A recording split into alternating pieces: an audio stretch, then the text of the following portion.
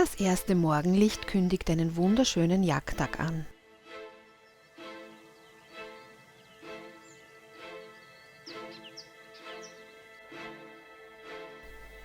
Es hat die ganze Nacht heftig geregnet, es war schwül und die Regenwolken waren gegen Osten weggezogen.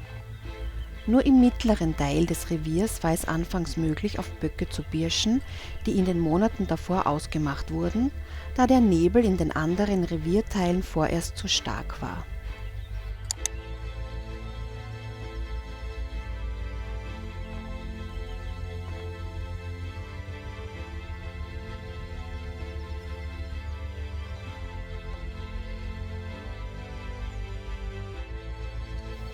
Nach einer kurzen Autofahrt wenige Kilometer vom Dorf entfernt wurde das Auto gleich neben dem Güterweg abgestellt und die Pirsch begann.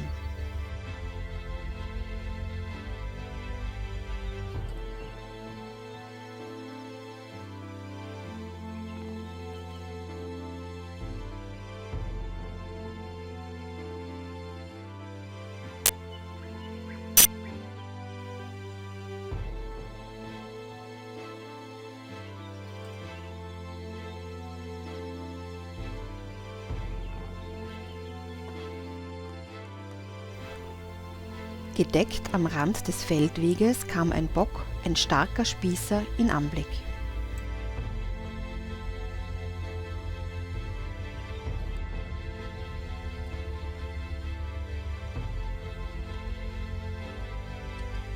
Kurz darauf schnürte ein Fuchs heran, der an den Fußabdrücken des Jägers sichtlich Interesse hatte, aber dann doch nach intensiver Prüfung des Duftes in der sicheren Deckung der Feldflur verschwand.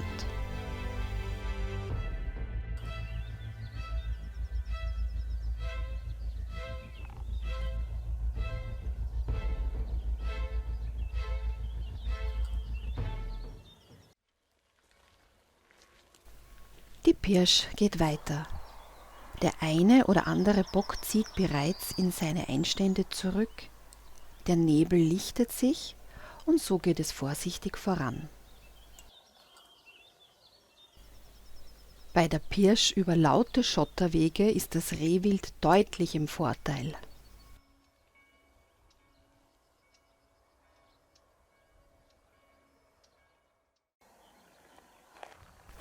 Plötzlich tritt ein junger Bock aus dem Graben heraus.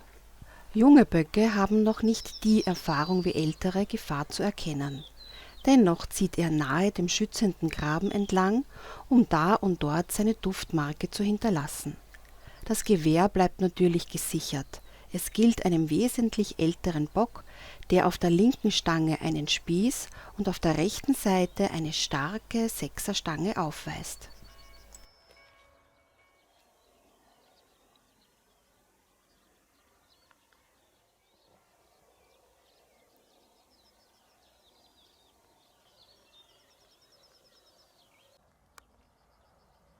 Auch der Fuchs hat seine Spur im Sandweg hinterlassen.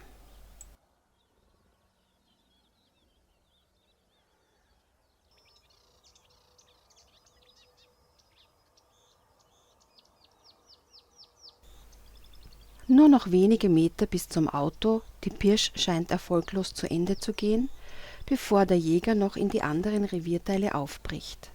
Die Sonne steht schon hoch, um die Luft zu erwärmen. Im Gedanken über die weitere Jagd und den Anblick einer Geiß übersieht der Jäger im Feld neben dem Auto genau den Bock, auf den es gegangen wäre.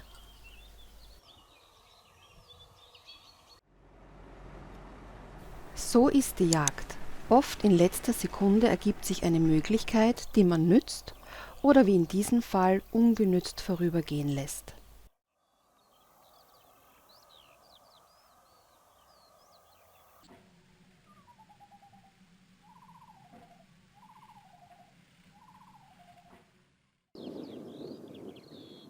Der Plan war nun, den oberen Revierteil, wo mittlerweile die Sonne den Nebel aufgelöst hat, aufzusuchen.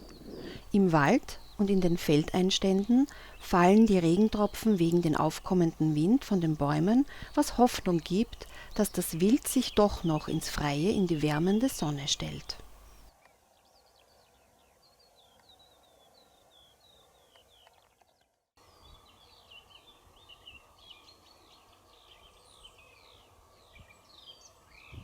Der Geländewagen wurde neben den Feldweg abgestellt und die letzte Pirsch beginnt.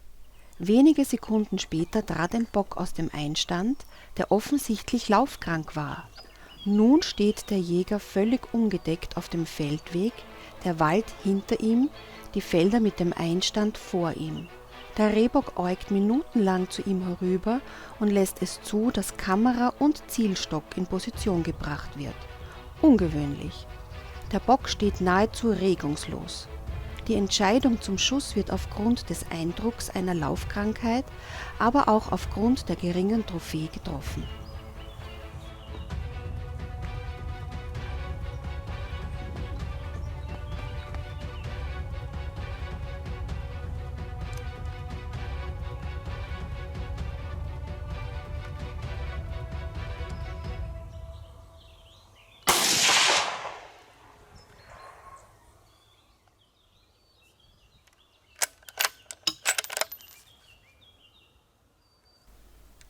Der Bock lag im Feuer und die Frage, welche Verletzung der Bock nun genau hatte, sollte bald darauf geklärt werden.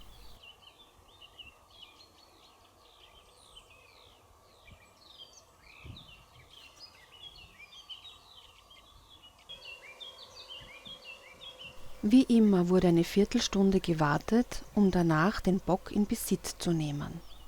Die Jagd hatte doch noch einen erfolgreichen Ausgang gefunden. Doch auch so wäre dieser Jagdmorgen mit den Eindrücken von Nebel, Sonnenaufgang und Anblick ein unvergesslicher gewesen.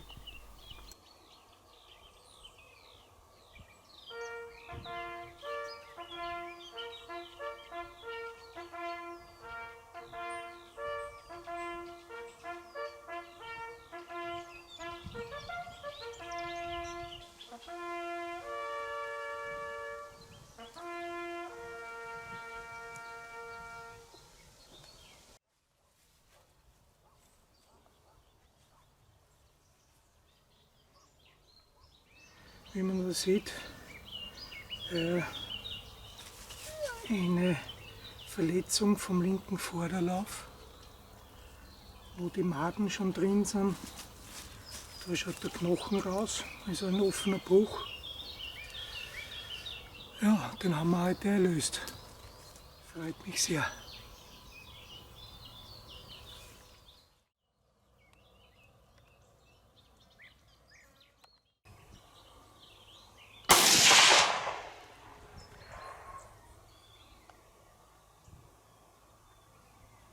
Der Bock war zweijährig, laufkrank und wie gesagt auch aufgrund seiner Trophäe mit glatten, dünnen Stangen ohne Perlen und schwachen Rosen ein Selektionsabschuss.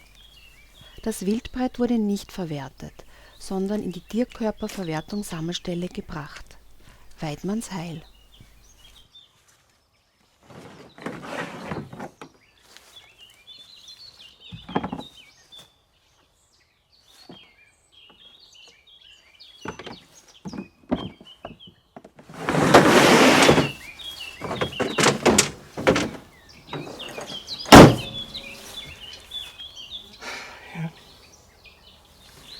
Wieder fein geärgert.